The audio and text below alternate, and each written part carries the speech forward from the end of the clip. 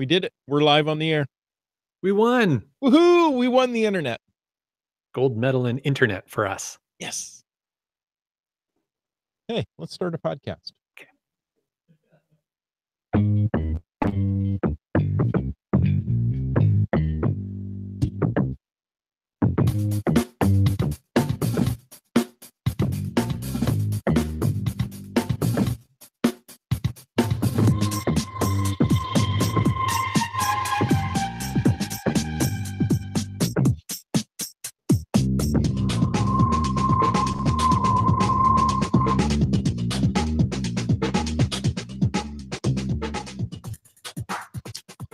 Hey, you found us. Thank you for tuning in tonight. This is Caching in the Northwest. It's the only podcast dedicated to geocaching in the great Pacific Northwest. We're going to talk about caches and cachers unique to this little corner of the continent. So while you're measuring your backyard for a curling rink, we'll be caching in the Northwest. But you know, we can't do that until we bring in our apt out ape. Maybe it's an opt-out ape. The joke gets less funny every time you repeat it.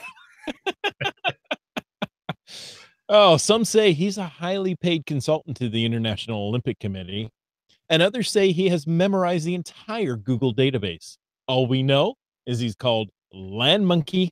Hey, Chris. So good to have you back. Hope everything's going well for you and family. Thank you. I appreciate your thoughts and prayers during this hard time for us. Awesome, man. All right. Well, I also appreciate our patrons who help to keep this podcast coming each and every week. So, you guys, thank you very much. Folks, if you want to know more about supporting the show, just go on over to the cachingNW.com website and click on that Patreon link, and I'll show you everything you need to know. All right. Well, for tonight's show, we are going to round up geocaching apps out there for you. Yeehaw. Yeah. There you go. Isn't that the kind of roundup we're looking for? Sure. Okay. Yeah, that'll work. Hey, did you want me to read the glow this week? We have no gym. We have no gym. You know what? Let me read it. Okay, you go for it, man. And a Dormore and Bryling, there's going to be no triple loop, no triple sow cow. We're just going to read the glow. And this that's skating. That's not my discipline. I'm on snow sports, not ice sports. Unless it's sleds. Then I like the ice. Anyway, we start off, we tuned into your podcast this past Thursday and have been catching up on past episodes over the past week. Here's a glow from today's geocaching trip to GC 58 Golf 8 Golf, New Gloucester Trail South. Instead of an easy saunter along a meandering paved path, we had an epic adventure, courtesy of the December 2017 snowstorm. The Alpines clan have been enjoying Beastmaster, an obstacle course competition show on Netflix, and the kids immediately recognized an opportunity to accept Mother Nature's challenge. Fallen trees, pulverized metal fencing, and thick carpets of debris became the ultimate ninja training course as we dove beneath shattered tree chunks, scrambled over gnarled limbs, and chopped away, grasping branches with improvised ninja sticks. Two simple caches provided us with a wonderful shared memory and two very happy children who will sleep very well tonight. Thank you, Blue Streak and Pooh Bear, for another family-friendly geocaching opportunity and bringing us to this special place. Really enjoyed the podcast, guys. Keep up the great work. That's awesome. So that's from Alpines or Alpines? Alpines. Awesome. Well, thank you for sending that in, guys. And so I assume that they're going to get a glow badge. You better believe it. Awesome. Looking forward to seeing it on their profile. Good stuff. And hey, folks, remember that if there is either a milestone or just a fun story like Alpines just shared with us there that you want that you're celebrating or you want to share with us, just call it in. You can even call it in your own voice into 253-693-TFTC, and we'll share it with the NorthWest community on your behalf. Use that voicemail tool on the website. That makes it even easier if you're so inclined. and be inclined Yeah. as opposed to declined. Well, unless you're going downhill, then you should probably be declined. Oh, yeah, like my credit card, but that's a different story. That seems like a different story. Oh, I got an email. I've had an email conversation for the past couple of months with a couple of geocachers from Norway that have started their own geocaching podcast. Just in time for the Winter Olympics. I love it. Exactly. And, so, through corresponding and what have you, here's what I did to get started. And I'll tell you, and Land Monkey, you know this, other people know this, there really isn't any competition in podcasting. It's not like the Olympics. Somebody's going to get a gold, somebody's going to get a silver, and that fourth person, they're off the podium. No, it's not that way. Every time there's a new podcast, not only about geocaching, but podcasting in general, that raises the level of water and all boats rise. So whenever there's a new geocaching podcast, we're happy to hear about it. I totally agree with that. The only exception I would throw on there is that there is a friendly little rivalry going on between me and Jesse, Memphis Mafia. But other than that, Well, friendly rivalry, that's no problem. yeah, that just adds a little fun to Yeah, exactly. things. But yeah, no, that's all good. And yeah, so sorry, were you gonna read through the email? Oh, let me do that. Yeah. They wrote an email, said, "We are two geocachers, and I apologize in advance. Norwegian is not one of my stronger languages." Uh, uh, hmm. I'd say bien. Bien. Yeah. And Johnny Penger are at geocaching.com from Norway and planning to start a Norwegian podcast about geocaching. We've been listening to your podcast and we absolutely love it. Your shows are a great inspiration to go out and go geocaching and discover new adventures. Your shows have also been the source of an idea to start our own podcast, a Norwegian podcast. We know a lot of people here in Norway that are listening to international podcasts, and we think there's room for a Norwegian podcast also. We are now on the air. We're at Spreaker.com and Facebook as Geopod Nord. That's Geopod Norge. I think it's actually Geopod Norge. Geopod Norway. Norge. Wow. It's easier to I every time I read it with my American accent and not my proper Norwegian accent. Of course. I don't have. Um, But we're trying. so we'll put the link in the show notes. Go take a listen. If you understand Norwegian, I think you're gonna like this podcast. Absolutely. Yeah. So I listened to a good part of episode 0. Mhm. And just to be clear, this is a Norwegian language podcast. So if you're going there and hey, if you and your family speak a little Norwegian, then it's a great opportunity to practice your skills. Um, but for me, I really couldn't understand it, but I can tell you the audio quality was pretty good. So they've obviously invested some time in doing this right. And I think it's awesome. I really am excited that Norway is having its own Norwegian language geocaching podcast. I think that's awesome. Yeah, I'm right there with you. I listened to most of episode 1, and the audio quality is very good. So, if you understand Norwegian, it's gonna be an easy listen, and, you know, go out and have a listen to it. Awesome. Uh, okay, Iham, you need to stop in the chat because you're making me laugh. You know how I said it's gold, silver, and fourth is off the podium? And I Mm. said, "But we're not like that." He goes, "Kinda looks like, Wits End is off the podium tonight." Well, Wits End isn't available this week. He's out working at a job and, he's gotta pay the bills just like we all do, so, hey, Yeah.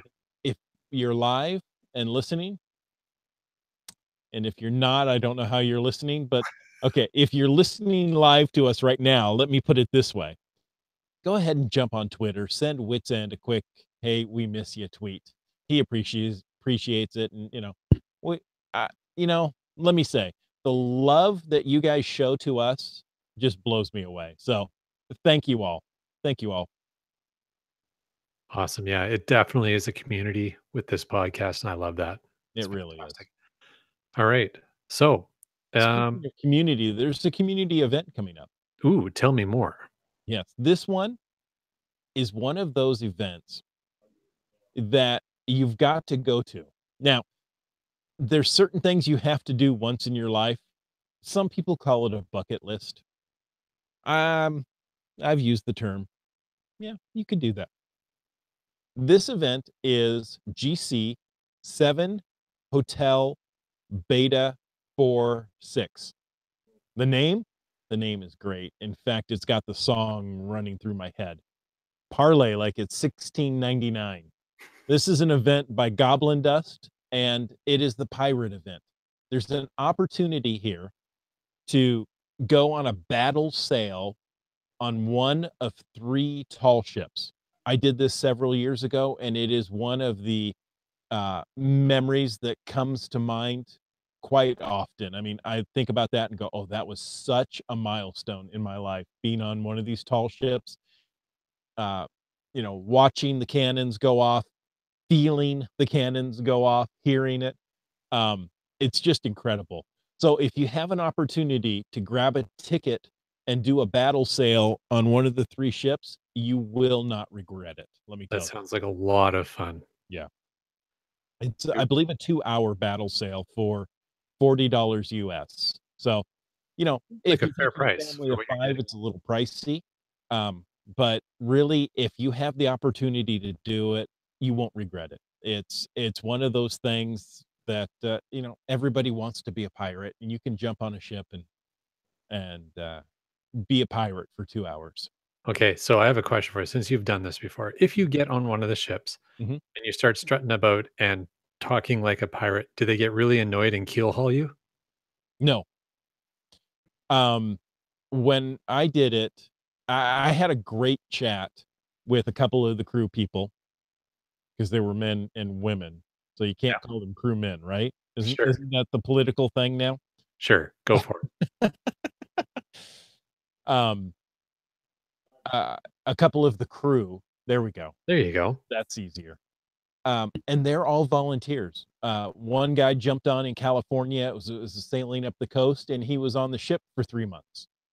And as they come into port, they go into town and, have dinner, watch a movie, get back on the ship, and off they go to the next port of call.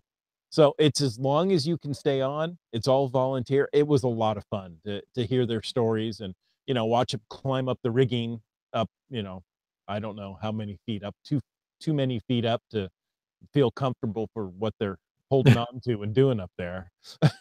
No But, kidding. they climb up and they unfurl the sails, you know, and do all the ropes and the rigging, and it's just incredible to see it up close. That would be really cool. All right. Yeah, So that's GC7HB46. Check it out, folks, before it's too late and all the tickets are gone. that's right. Now, the event you can go to without buying a ticket. Right. The The event is tickets are on only land. for the battle sale of when I did it, there were only 2 ships, now there are 3, so I know last time those tickets sold out quickly. Right. And Um, it looks like it takes place in mid August, I think. Thank you, yes, August 18th, There you go. which is the day before the ape event. Oh, So, yeah. make a great weekend of it. Wouldn't it? Yeah, yeah. Very cool. All And right. there are many people that dress up as pirates. Of So course if you happen to have your pirate garb, here's an opportunity to pull it out of the closet. there are. All right. Well, I know a few people who do. All right. So tonight we are going to round up geocaching apps. And maybe if you're kind of new to geocaching, we'll help you figure out which ones might be right for you. And if you're quite experienced with geocaching and geocaching apps, we would love to hear from you. So if you're in the chat and you have preferences or thoughts or ideas about geocaching apps and apps related to geocaching, go ahead and start throwing out your thoughts, and we'll try and incorporate those into the show as we go. Because you guys are always awesome in the live chat and just give us so much great content every week. I was going to say every night, but you guys don't every night, and that's okay. That's because we're not here every night. They would be too. That's right. Every Thursday is good. That I think that works for everyone. That's enough, isn't it? Yeah. All right. Well, you know what? I'll start out. I use pretty much 2 geocaching apps and then one other geocaching related app on my smartphone. I use the official geocachinger app and the sometimes semi-controversial CGO. I say semi-controversial CGO because there has been some chatter I've picked up on in the past about how CGO connects to the geocaching.com database to grab data. It's not the normal way, as it were, but it works. So I like it. I really am accustomed to the interface on it. It's CGO is pretty much my go-to app. So I use that on my phone. Um, Bottom line, so it works for me. I'm familiar with the interface. But here's the thing, 90% of my caching, and that might even be a low number, is by GPSR. I use an eTrex 30X. It's just the way I cache. But the geocaching app is really good for messaging. I know it does the offline maps and offline caches and a lot of that other stuff, and they're working on it and they're definitely making progress on it. But I pretty much only use it for messaging, to be Hmm. brutally honest, because the geocaching messaging function is built right into the app, which is helpful.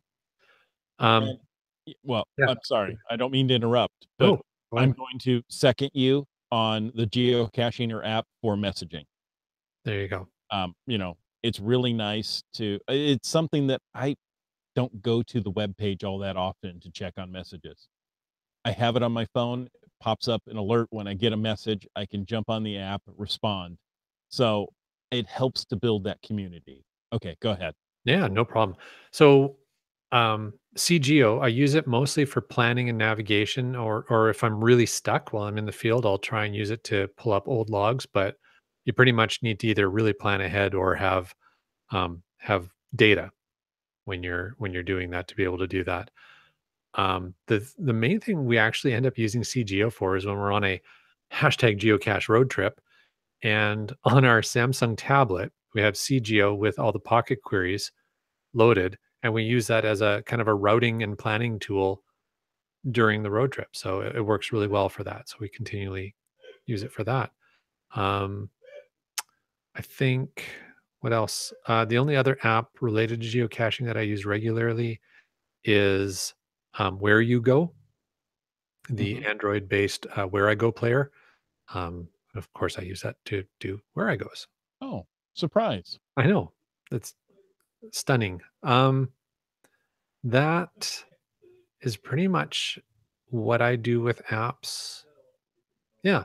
I at one point in time, I'll just throw this out there. I installed a whole bunch of different Android apps on my smartphone 1, maybe 2 years ago when I Mhm. was helping you and Daryl with an episode of Geo Gearheads and doing some field research on different apps and just trying them out and seeing what worked.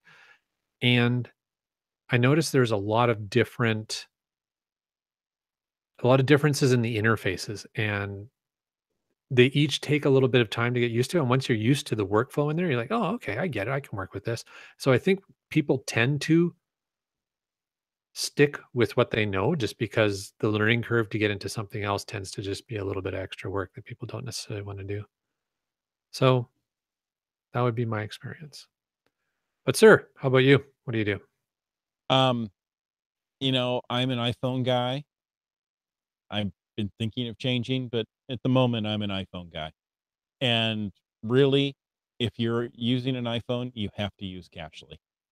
Now, I will make a plug for the official geocaching app, which we call the Geocachinger app because it's got the registered trademark after it and it's fun to say.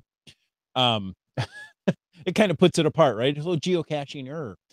Uh, Mhm. Well, they put the R on the end, so I figured they wanted us to pronounce it. there you go. Um, as a free app for people just getting into it, it really is very good. It is really focused on beginners. Yeah. They've finally added things that, you can go turn off all these little beginner bits so that the more advanced user can use it without, being warned of, "Hey, you're near a cache now." I know that's where I was going.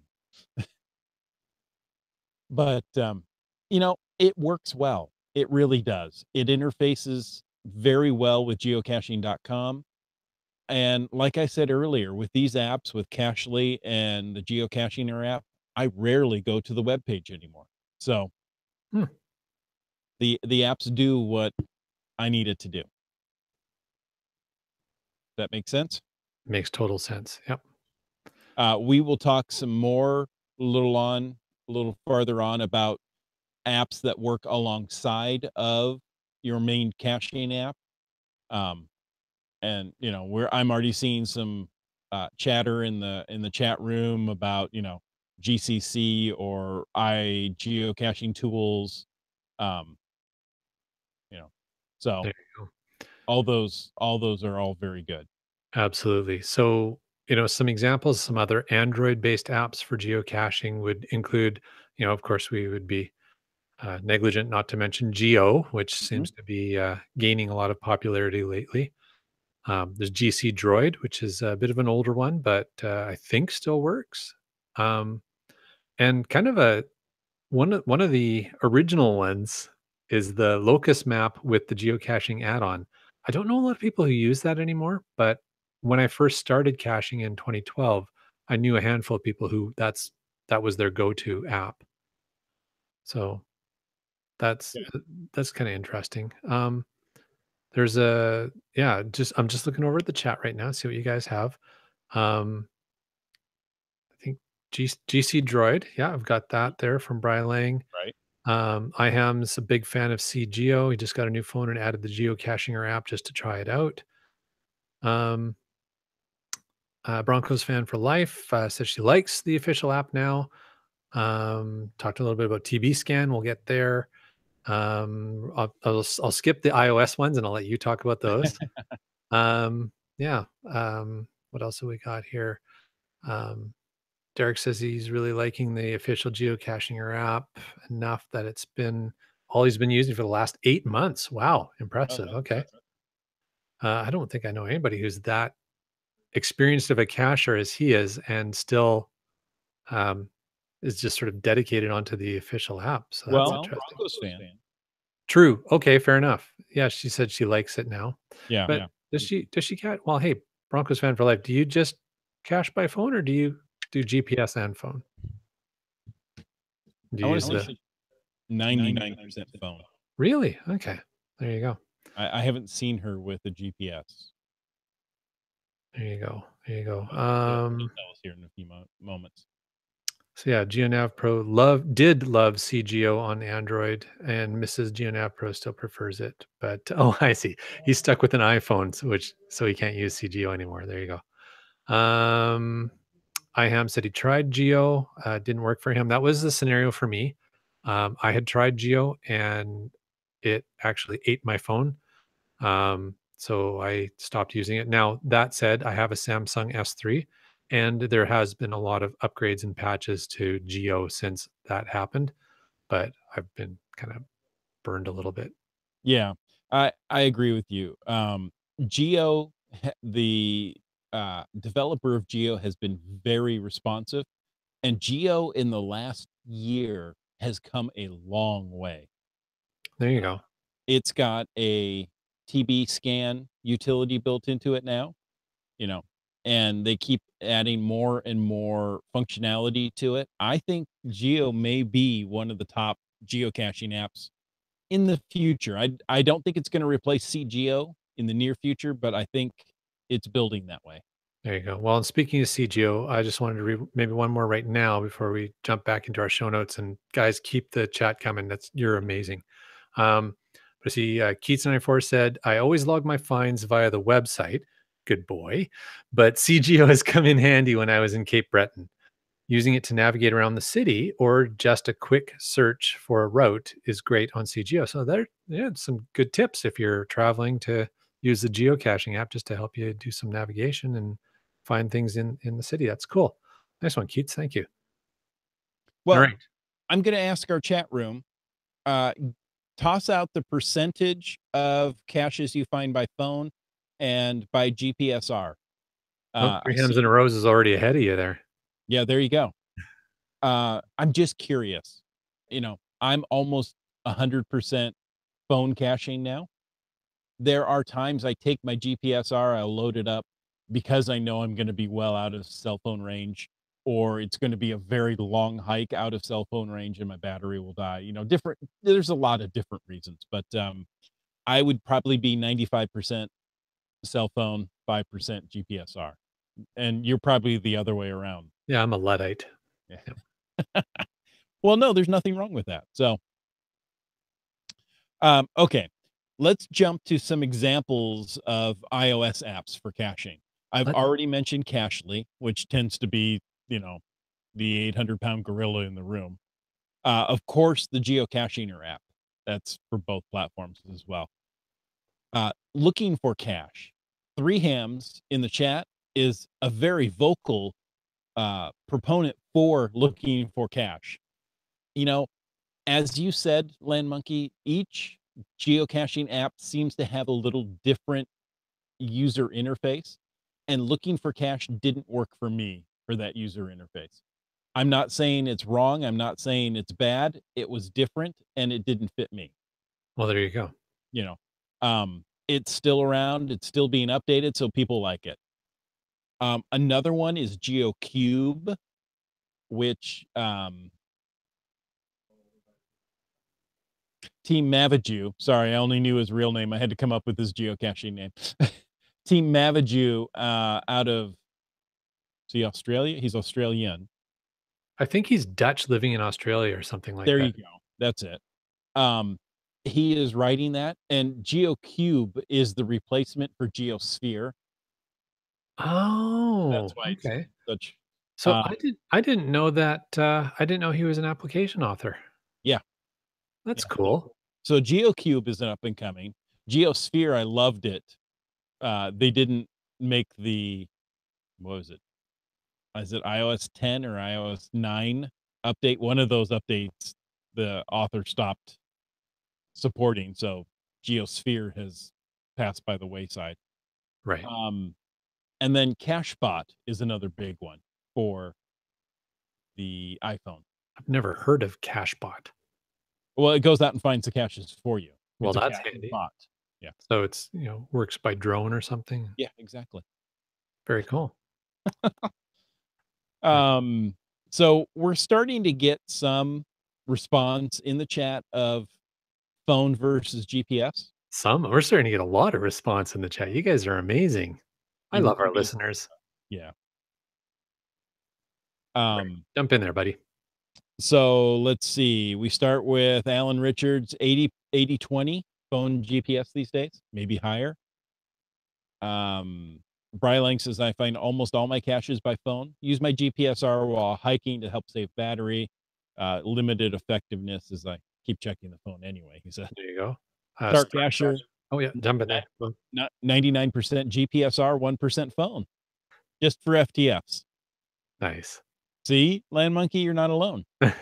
Good.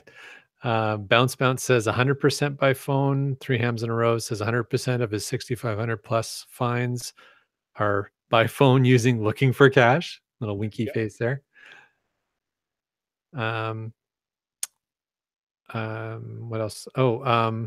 Lazy Bones is in there. Hey, Lazy Bones, who was a guest last week, said 70% GPSR, 30% mobile. Interesting. iHam says 95% phone, GPS when only off the grid. Keats Morton, 95% with the GPSR, 5% with the phone. I found caches with my phone after work. It's much more convenient than bringing my GPSR to work. Data can be eaten through, though. There you go. Okay. Some questions about GeoCube. GeoCube, all one word, and as it sounds, GeoCube. It's in the App Store on Apple. I do not believe it is an Android app. Well, if it's an Android app, it wouldn't be in the App Store. Well, it would be in the Play Store. Touche. Yeah. You know what I meant. We do. All right, you guys. Let's talk about. Do you mind if we switch gears? Hold on. Let me put the clutch in. Okay. Okay. We're good now. Okay. Thanks. Always important. Put the clutch in before you switch gears. Otherwise, it's very noisy. All right. Let's talk a little bit about specialty apps that are related to geocaching, but maybe wouldn't be your primary geocaching app, but are good to have on your mobile device. And some examples of those, as it came up in the chat previously, TB Scan, Mhm. which is available on iOS and Android. Android very recently. Okay. So, hey, I'm gonna throw something out there. If you're a TB Scan user or wanna get into it, you know, take a listen to Geo Gearheads. We're giving away 10 licenses to TB Scan Pro. Maybe you could be one of them. I had to throw that Nice. out there. Okay, go ahead. No, that's cool. That reminds me that I have to go enter that contest. Yeah. Um, Very cool. So yeah, and the purpose of TB scan, as we're kind of self-explanatory, but allows you to scan the alphanumeric codes on trackables and log them, which is pretty cool. So it's like OCR software in a bit. Mhm. There And you go. I remember the developer contacted me. I wanna say he was 13, 14, 15 at the time when he first developed it and Really? didn't like any of the OCR, um, functions built into iOS and wrote his own. Wow. Yeah. I'm going, "This kid has something here." That's pretty amazing. All So, right. it makes me feel pitiful. I can't do that. But you have things that you're special and good at, Oh, Chris. good. I just have to figure out what those are. Yeah. Hosting podcasts Oh, there we go. as a start. So, TB Scan works really well. Um, if you're scanning coins or, uh, trackables, good light helps. Reflections tend to throw it off, but if you're scanning car trackables, each and every time it works great. Right. So I would imagine like any other kind of OCR app, it needs a good contrast. Yeah, exactly. All right. Okay. Where you go, where I go application. So pretty much unless your GPSR happens to be one of the few models that will play where I go cartridges, which I think is the Colorado, a couple of Colorados. Oregon's? Sorry, it's the Oregon. Sorry. Okay. Oh, no, you're right. Colorado, Oregon's, Okay. Montana's, I believe, also have it. Oh, okay. So there's a few models that do. I thought it was a very limited number. I've used it on the Oregon, and, you know, I was disappointed. It worked, it crashed repeatedly, so, I would take a step and have to save it, take a step, save, take Right. a step. So, You know, you to can be do it. honest, I Mhm. I think where I goes are better played on a good smartphone screen or maybe even a tablet, depending on what the where I go is. So I think that's really good for doing that. So yeah, obviously that is very specific to playing where I go cartridges, which are difficult to do otherwise. I'm gonna throw out that Geo has a built-in Where I Go player according to Team Finn, so thank you for throwing that in, I forgot that. Oh, there you go. Yeah. So maybe one day if I get a new phone and I'm feeling brave enough, I might try that out. Mhm. All right. What else? Geocaching multi-tool. Mhm. And there's a few other ones that I've seen in the chat that are along the same idea where it's an application that will do things like coordinate conversion for puzzles. It'll do some basic ciphers. Again, it's a handy helping tool for puzzles. But also one of the other handy things is doing projections for field puzzles. That's Mhm. always really helpful if you don't have a GPS, which I just do all my projections on my GPS. But Right. all good. There are several multi-tools or set of tools for geocaching puzzles for smartphones. Yeah. Um, geocaching tools, GCC, uh, geocache coordinate calculator, Okay. something, or maybe it's just geocache calculator. Um, and they have a whole set of tools, things like resistor color codes to help you through that. All sorts of different languages or numbering systems if that's part of the puzzle. So, all that you have right there in your hand to help you solve these puzzles. That's cool. All right. Um, GPS averaging is actually there is actually an app called GPS averaging, but there are also other tools that you can get that do the same thing. And really, we're talking about waypoint averaging. So a tool you can use just to very specifically try and make sure your coordinates are as accurate as possible. Mhm. And that's for hiders more so than finders, I would think. Perfect, exactly. So if you're hiding a cache, if you're hiding an app, don't put it in the App Store. Yeah. If you're hiding Otherwise, a cache, you know, let your phone sit there for 10, 15. If you can do 30 minutes on an averaging app, you're gonna have a really good set of coordinates. there you go. Eat your lunch. I wouldn't walk too far away from your phone because, Whatever works for you, I suppose. yeah, exactly. All right. There was one that I came across called GeoFriends, Yep. and I'm not familiar with that one. So do you That know about one that one? is iOS only as far as I know, Okay.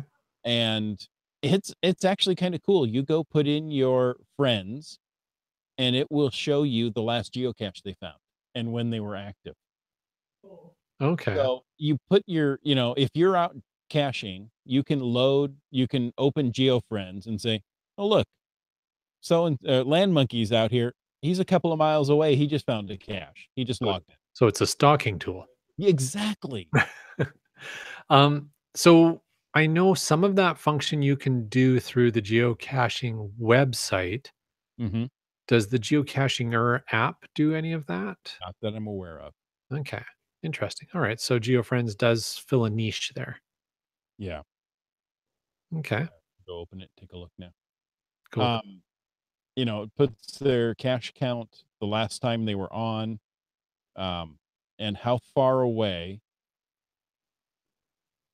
I have to go activate my API access to use it. I'm not gonna do that right now. Yeah, And I that's fine. believe how far away the cache is from you that they just logged or they most recently logged. I'm trying to think of a use case where that would actually be helpful. And not to be smart ass or cheeky about it, but I just off the top of my head, I'm not thinking of where I would actually use that. I think I would tend to want to use like a phone a friend, and I know CGO has that kind of functionality, and um so do a couple of the other newer ones. Where- CGO has a phone a friend option? How does that work? Well, okay, so I'll roll that back. It doesn't exactly have a phone a friend option, but what it has is the ability to see of your geocaching friends who has also Uh, logged right. that cache that you are at. And I'm very jealous of that. Yes. So it's basically it's a filter on the logs that Gotcha. just shows you your geocaching friends logs. So then you can go, oh, 3 hams in a row's found this one. So I'm just gonna text 3 hams in a row and say, okay, I'm stuck. Exactly. No, that's very cool. Also in the chat earlier, Broncos fan for life said bench map for looking for nearby benchmarks. Hmm, that's a good I option. wasn't aware that there were any current benchmarking apps available in iOS. There Yeah, were at one time and they've, been discontinued over time. So I'm glad to know that there is one. very cool. Thank you very much, Bronco fans for life. All right. So I think that's pretty thorough rundown of a lot of different apps. We talked about what we tend to use. We've used some of the feedback you guys have given us live on the in the chat, which has been really helpful. Um, I am says Chris CGO friends log feature is why you occasionally get phone a friend calls. Yes, and that's, I wish there was an iOS app that had that same functionality. Exactly. I'm gonna throw out Yeah. one more question that I think we can cover in the after show. Okay. Um, Ironberg says, "Does anyone know of an app that will alert you when you're near a cache, preferably a notification, even when the app is not currently on and open?" Oh, what an interesting idea. So think about it. I can't think of one, but So you the guys app would run in the background on your phone, occasionally accessing your GPS data or your location data, and then run that against the geocaching database. And if it gets close to a match, exactly. it pings you somehow and says, "Hey, whoa, whoa, whoa, whoa, whoa, stop! Don't get on that bus." Yeah, that. I love Mhm. it. All right. And Mr. GeoNav Pros in the chat also said that the one thing he does miss from CGO is the friends filter because that is not available in the geocaching app. All right. Exactly. So yeah, so cool. Yeah, if you guys know of anything that does that, I'm wondering if our research department is madly googling away right now. That would be good. That would Awesome. be good. So I think that kind of wraps up what we wanted to share with you guys for tonight, and we'll go through our usual wrap up of the show, and then we'll head into the after show. And who knows what we'll talk about then? Maybe even Winter Olympics. Ooh, nice. Hey, What? if this show didn't meet your needs, perhaps the next show when we talk about top cache tips for Victoria, BC with the land sharks. Maybe that's more your speed. Or perhaps you're looking at Northwest mega events. We're going to have Broncos fan for life on March 8th. Nice. I'm excited about those. Mhm. Following up on that, episode 242 on March 15th, we're going to talk about keeping your caching gear organized. So there may be some useful tips. If you've ever cached with me, you'll know that the answer to that is OGO Flight Vest. But short episode. But we'll talk about all kinds of different stuff It around. can't be done. Next. Yeah. No, we'll talk about keeping your cache gear organized when you're on the trail, but also when you're at home. How to make sure your stuff doesn't get all messed up and Mhm. yucky. All right. March 22nd, episode 243. We are really looking forward to another fun guest, the return of Rock Chalk to our show. And we're not going to talk about geocaching.com or HQ with him. We're going to talk to Rock Chalk about him as a geocacher. We're going to talk about working on your challenge caches with Rock Chalk. So I'm When really you excited. hear when Sorry? you hear what Rock Chalk has done with challenge caches, you're gonna go, "This is insane." So, The I'm dude is just a challenge throwing it cache out. master. Yeah. Oh, man. So, we wanna talk to him as a cacher, not as a spokesperson for geocaching.com. Yeah. And he's been a really good sport to do that with us. We're Yeah. looking forward to that. All right, folks. So, one last thing I need to make sure I do here is to thank our faithful Denali level supporters. That's Bounce Bounce, Team Squirrel, and WorldCaching.com. And folks, if you want to know more about supporting the show, click that Patreon link on the cachingNW.com website. And of course, every single one of you who participates on a monthly basis, supporting us on this weekly podcast, we appreciate every single one of you so much. And all of you are Subway Mark, Dora Moore, Dune Buddy, Kid Vegas 19, Geo Nav Pros, Wino Seattle, Acrodoc, OBX Geek, Camp Clan, B Pendragon, Billy Robson, Kev MacD, Tick Magnet, Knees, and Teus. Wow, I managed to get it all in one breath, but that was That close. was really close, yes. I think if we get one more patron, he won't be able to do it in a breath. Oh yeah, sounds like a challenge. Yeah, I know. I'm gonna have to spend the rest of the week doing my breathing exercises. I'm gonna make sure the next patron is, like, 8 syllables long. All right. Okay. Well, you know what? Until next week, my friend, where can our listeners find you on those good old interwebs? On the interwebs, look for Caching NW. That can be Facebook, Google Plus, it's still there, or even Twitter. Twitter's where I tend to be more active. What about you, my friend? Well, yeah, we're really active on Twitter as well. Twitter, Instagram, and Periscope. You just follow us at LandMonkeyGC, and you'll see our weekly adventures in geocaching. I'm sure every week we're trying to get out there and have some fun. Of course, on Facebook, we're Team Land Monkey, and YouTube, just look for LANMONKEY, Land Monkey. I can't even spell my own name on YouTube, and you'll find our hundreds of fun videos of geocaching adventures. And there are hundreds, and they're fun. I Thank you. personally watch each one. I may have a vested interest in, watching your OGO Flight Vest and the land monkey that's in it, but, There you you go. do a very good job on those videos. If you guys want to have an opportunity to share geocaching with a Muggle friend, send them Land Monkey's way. The Land Monkey geocaching adventures are gonna spark an interest in anyone. Thanks, man. You're welcome. See, Brylang thinks the same way I do. Every time you spell your name, I don't know what it is. I want to put an MOUSE at the end. So thank you, Lynn, or Sometimes. thank you, Brylang, for backing me up on that. I want to close the show, Yep. but I feel a sneeze coming on. Oh, Okay, I'm okay now. See, this is live podcasting. You just never know what you're going to get. it's all quality all the time. But folks, even without a sneeze, we want to say thank you for taking the time to listen to this episode of Caching in the Northwest. Don't forget that you can be part of the show. You can call 253-693-TFTC and leave us a comment, ask us a question, or send us a set of curling stones any time of the day or night. Of course, you can email us at feedback at I did it again. Feedback at cachingnw.com. Also, your support helps keep quality shows coming. If you like this show, please click the Patreon link on the cachingnw.com website. This show is produced by Chris Umfenauer and Jason Kennedy, hosted by Chris, Jason, and Jim Paulwitz. The show's licensed under Creative Commons Attribution 3.0 license, copyright 2018 by Chris Umfenauer.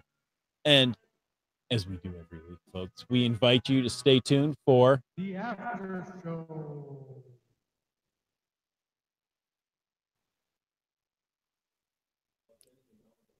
Is it the after And show yet? how many Can I seconds go? did you pause there? It's a pregnant pause. Ooh. I don't know what the pauses were doing. About 9 months ago, you know what they were doing. Folks, this is When a the mommy first. pause and a daddy pause love each other very much. All right. That's the after show, folks. You never know what you're going to get. Hey, if this is your first time listening to us, the after show is just an opportunity for us to be a little less formal, a little more friendly, and talk with those who are in the live chat with us. And, we could even talk about topics that don't relate to geocaching. I know, weird, right? It's crazy. So we could talk about maybe women's ski cross. Yeah. What about women's ski cross? Women's ski cross Prefer to where stay on the Canada wall. got gold and silver. Woo! I was very excited because first of all, ski cross is my favorite sport in the Winter I thought Olympics. it was snowboard cross. Well, I like the crosses. I like Okay. snowboard Either. and ski cross, but I prefer ski cross because I tend to be a skier by nature and experience. Mhm. So it's a little closer to my heart. But snowboard cross is also fun. But it's just to me, it's the best sport. Everybody has their preferences. Mm.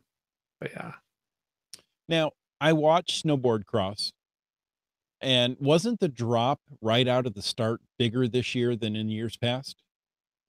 I don't know specifically what the distance is, but yeah, if you've not ever seen that sport, um, it's basically like motocross Mhm.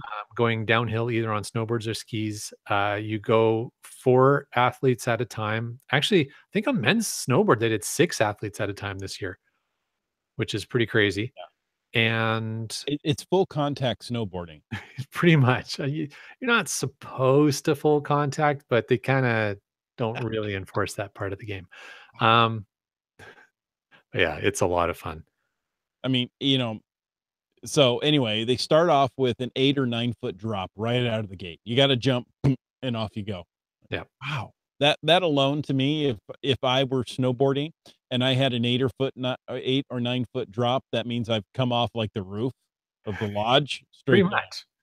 It's, So I'm you not start, yeah, you start with that drop, and then you have a very short downhill to Mhm. get some speed up to get over the first hump, and then basically it's a downhill track of turns and jumps, and it's the first person across the finish line, and it is pretty much guaranteed you're going to have a wipeout. Oh, yeah. And, and the announcers will tell you the only way you're guaranteed to get across the line is to be in the front and let all the chaos happen behind you. Yeah, there you go. Unless, of course, you fall. So, it's somebody said it's like motocross. Yes, there are jumps involved, turns, and it's all very, it's not necessarily contact, but it will happen. Oh So yeah. it's quite exciting. Go Canada. Go Canada. Curling. Now, Yes. Man Monkey, you just did some curling not too long ago. I did. Curling is fun and it's a lot harder than it looks. Mhm. I want to start with that. And Curling is oh, I'm sorry. no, go ahead, jump in there. I said Curling is. curling has taken the US by storm. It's Has it trending really? right now. Yeah, Really? we've got several athletes. We've got one of our prominent football players who loves curling. So, with that, it's getting all this press that it's never seen before, and people just like, "Curling, yes." In fact, the curling clubs are overwhelmed. There was one in Wisconsin that had over 1,000, inquiries within a week of, "Hey, when's an intro to curling class?" That's cool. Well, I can say as someone who has tried curling, I would definitely do it again. It's not something I would go out of my way to do, Mhm. but if the opportunity came up and someone was arranging something and said, "Hey, you want to come?" I would definitely do it again. It was a lot of fun. It's one of those sports where you can very easily combine the social aspect with the sport itself. It's um, not kind of a go off and do it yourself sport, Right. and it can be competitive without having to be super competitive. So, I consider the social aspect of curling a bit like bowling. Yeah, I guess that's a reasonably fair assessment. You're out with your friends, and it can be competitive. Um, Keith Morgan says curling rocks, but I really think it's curling stones. Yeah, Yeah, I'm done there. nicely done. All right, Um, what you got? There was some FATAS, right? Some y- hashtag FATAS right up at the top of the chat here now that it's been rolling up. What have I got? yes, IHAM is working on a particular geocache, and it's driving him nuts. It is GC6Z Kilo Charlie Echo South Sound Gong 3, The Throne. Hmm, Puzzle cache. right. The South Sound Gong is an interesting idea, and I'm sorry, you guys are gonna have to correct me if I'm wrong. Is this not the South Sound Gong is, a competition between the South Sound, so, Tacoma, or I'm sorry, anything below Seattle, um, and Seattle, and there was a competition to, take a cache, hide it, and, I don't know if it was a puzzle or just a difficult hide, and whoever finds it gets to ring the gong and claim the cache and put it up for the next, so if Seattle finds it, then they gotta hide it for the South Sound, and the South Sound hides it for Seattle, and Well, it's kind of an interesting little competition. that sounds like fun. Yeah, what an interesting idea. Yeah. Okay. I wanted to get in there that Can I Wino throw Team Seattle. Team Finn had hashtag FATAS up earlier. A reminder about some of their next events coming up March 22nd in Fairwood to celebrate National Make Up Your Own Holiday Day. That's funny. And they've got the link in the chat there for you for that. That's National Curling Day. Sure. Apparently, it can be National Whatever You Want Day. I like that. And Keats94 had said hashtag FATAS. I wasn't joking about that search party for CHAG GC599X6, aiming for mid-April when the days are longer and warmer. Asked to join the face group or the Facebook group, the Sea Haggers. There's already a Facebook group for it. So there you go. They're pretty serious. This is a unfound mystery cache in the Metro Vancouver area. Oh, So interesting. a lot of people have solved it, but no one has found it yet. How old is it?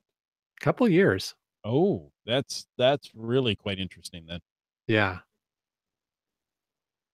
Wino Seattle says one of my coworkers who now geocaches is a U.S. curling team Olympian who you've seen curling recently on NBCSN. Wow. So Very cool. interesting. Yeah. Neat. Um, okay, so going back to this puzzle, the South Sound Gong 3, Yeah, yeah. I found something in the source code says Broncos fan. Uh, the puzzle has many layers, 3 past the Morse, according to the CO. Another one says, Team Finn says, I've heard there's 5 layers of cipher and Gee. a long hike.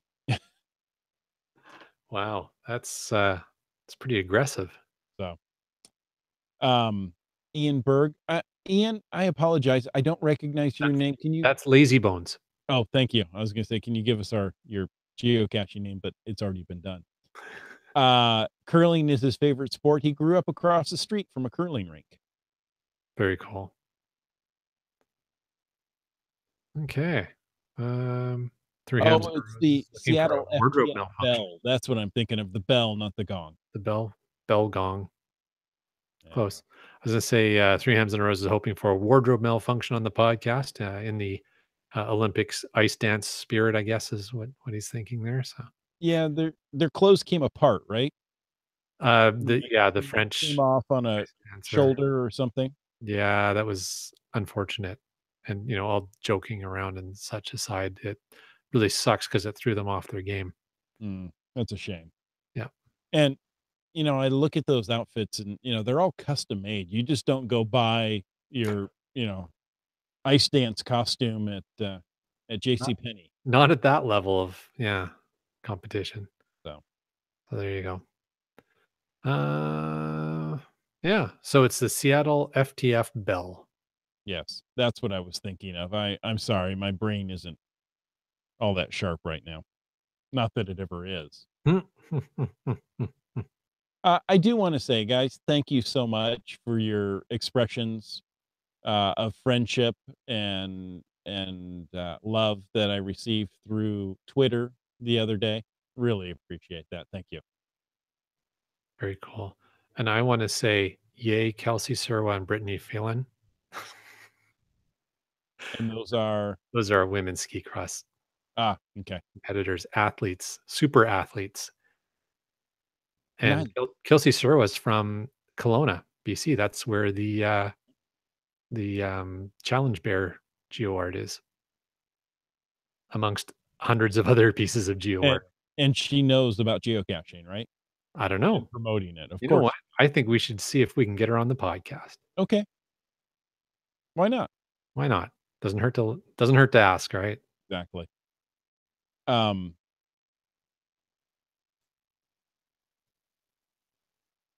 no, three hams.